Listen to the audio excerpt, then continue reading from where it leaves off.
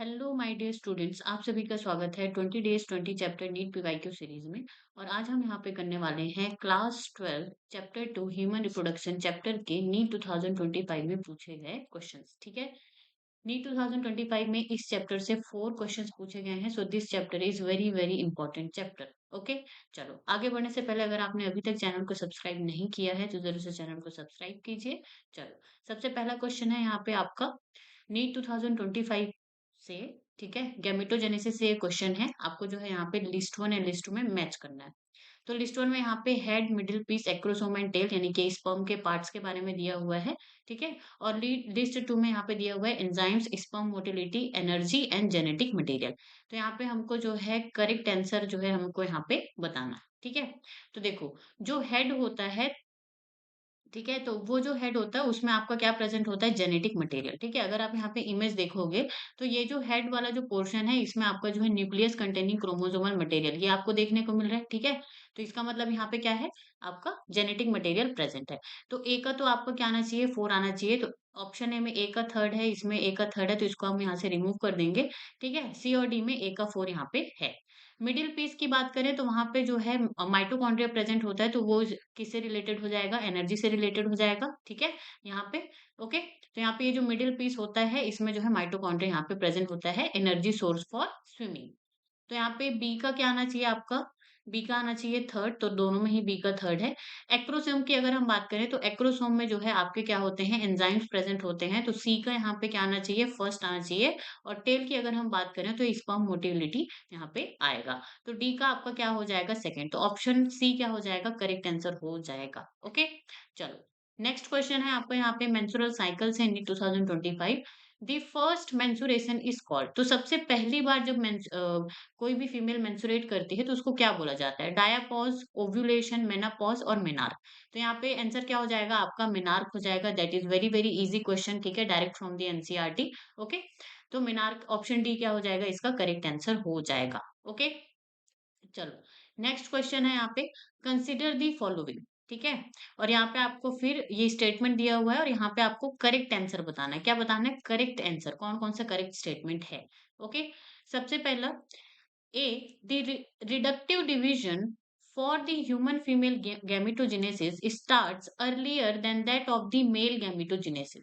ठीक है, तो यहाँ पे क्या बोला जा रहा है कि जो रिडक्टिव डिवीजन है यानी कि जो मियोसिस जो होता है, रिडक्शन डिवीजन जो होता है, ठीक है, तो उसमें जो फीमेल गैमेटोजेनेसिस है वो बहुत पहले स्टार्ट हो जाता है। ठीक है, एज कंपेयर टू किसके, मेल गैमेटोजेनेसिस के। And that is the true statement. ठीक है, जो फीमेल जो होती हैं, अगर यहाँ पे इस इमेज में भी देखोगे तो यहाँ पे जो मियोसिस वाला जो प्रोसेस है, फर्स्ट मियोसिस वाला जो प्रोसेस है वो फीटल लाइफ में ही जो है क्या हो जाती है, यहाँ पे शुरू हो जाती है।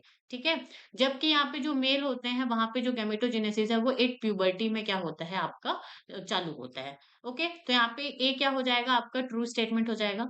B, the gap between the first meiotic division and the second meiotic division is much shorter for males compare to females. तो यहाँ पे क्या बोला जा रहा है कि फर्स्ट म्यूट, देखो मियोसिस में क्या होता है आपका, मियोसिस वन एंड मियोसिस आपका क्या आता है, टू। ठीक है, दो मियोसिस यहाँ पे प्रेजेंट होते हैं। तो यहाँ पे बोला जा रहा है कि जो मेल होते हैं, ठीक है, उसमें जो first meiotic division and second meiotic division है, वहां पे क्या होता है, वो जो अ, वो शॉर्टर होता है, वो छोटा होता है। ठीक है, duration as compare to females. Yes, that is the true statement.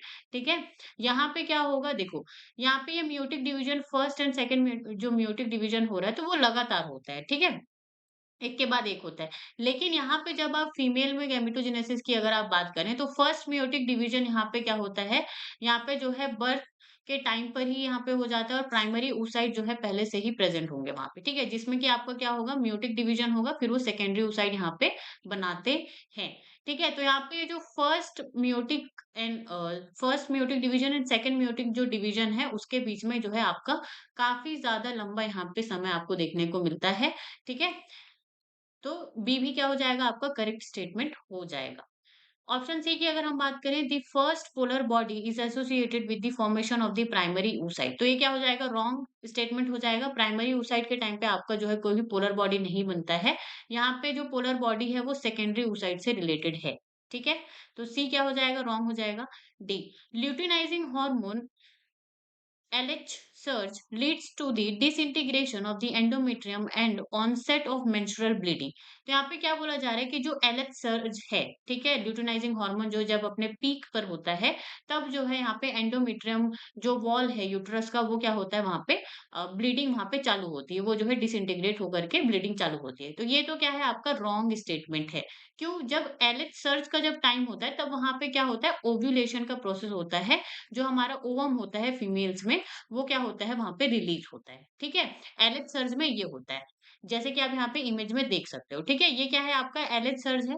अब यहाँ पे देखो, यहाँ पे जो यहाँ पे क्या हो रहा है, ओव्यूलेशन का प्रोसेस हो रहा है। लेकिन यहाँ पे जब जो ब्लीडिंग जो स्टार्ट होती है वो कहाँ पे होता है, जब आपका ये क्या है, एस्ट्रोजन एंड प्रोजेस्टेरोन हार्मोन जो है अपने पीक पर होता है, तब फिर आपका जो है मेंस्ट्रुएशन स्टार्ट होता है, ब्लीडिंग स्टार्ट होती है, ठीक है। तो यहाँ पे ये क्या हो जाएगा, रॉन्ग स्टेटमेंट हो जाएगा। तो यहाँ पे आपका क्या हो जाएगा, ए और बी दोनों ही क्या होंगे, करेक्ट होंगे, ठीक है। A and B statement are true. तो सी यहाँ पे क्या हो जाएगा, करेक्ट आंसर हो जाएगा। ओके, नेक्स्ट क्वेश्चन है यहाँ पे प्रेगनेंसी एंड एम्ब्रियोनिक डेवलपमेंट से रिलेटेड है, NEET 2025। Find the correct statement. क्या पूछा गया है आपको, करेक्ट स्टेटमेंट यहाँ पे जो है सिलेक्ट करना है। In human pregnancy the major organ system are formed at the end of the 12 weeks, यानी कि फर्स्ट ट्राइमेस्टर, ठीक है। तो यहाँ पे जो है आपका इन ह्यूमन प्रेगनेंसी जो मेजर ऑर्गन सिस्टम है वो जो है 12 वीक्स में फॉर्म हो जाते हैं। Yes, that is the true statement. आप जो है यहाँ पे एनसीईआरटी के कटआउट्स में यहाँ पे देख सकते हो, ठीक है, कि यहाँ पे जो by the end of the second month, not this line, ठीक है, by the end of the 12 weeks first trimester most of the major organ system are form. तो that is the true statement, ठीक है। A जो है यहाँ पे correct है। In human pregnancy the major organ system are formed at the end of the 8 weeks. तो ये तो क्या हो जाएगा, रॉन्ग, ठीक है, अभी हमने देखा। C, in human pregnancy heart is formed after 1 month of gestation, ठीक है, मतलब कि प्रेगनेंसी के 1 महीने बाद ही आपका जो है हार्ट फॉर्म हो जाता है। And yes, that is the true statement, ठीक है। ये आपका यहाँ पे लिखा हुआ है, 1 month of pregnancy the embryos heart is formed, और वहां पे आप जो है हार्ट बीट भी जो है आपको सुन सकते हो स्टेथोस्कोप के थ्रू।